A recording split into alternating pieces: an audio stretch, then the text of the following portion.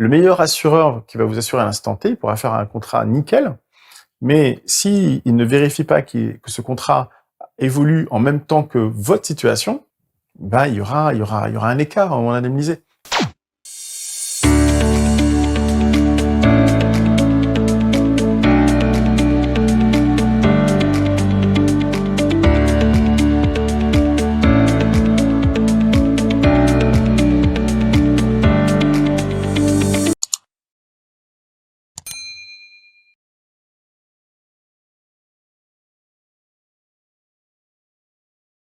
C'est important de travailler avec un assureur qui va s'inscrire dans le temps avec vous, pas l'assureur que vous voyez une fois lors de la souscription du contrat. Après, vous ne voyez plus du tout, sauf s'il y a un sinistre.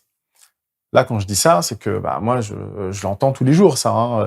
Oui, mais comment ça va se passer? Là, on met en place ce contrat, puis après, on vous voit plus. Non, c'est pas ça, assurer. Assurer, par exemple, vous êtes infopreneur, vous lancez votre activité sur le digital. Au début, vous avez un prévisionnel sur l'année de 20 000 €, par exemple. Là, la préconisation, c'est de vous couvrir à hauteur de ces 20 000 €, tout simplement. Et de planifier un point au bout d'un an, ou si vous pensez faire une croissance fulgurante, ce que je vous souhaite, faire un point au bout de 6 mois pour vérifier que le contrat suit bien vos revenus. Pourquoi cette précaution?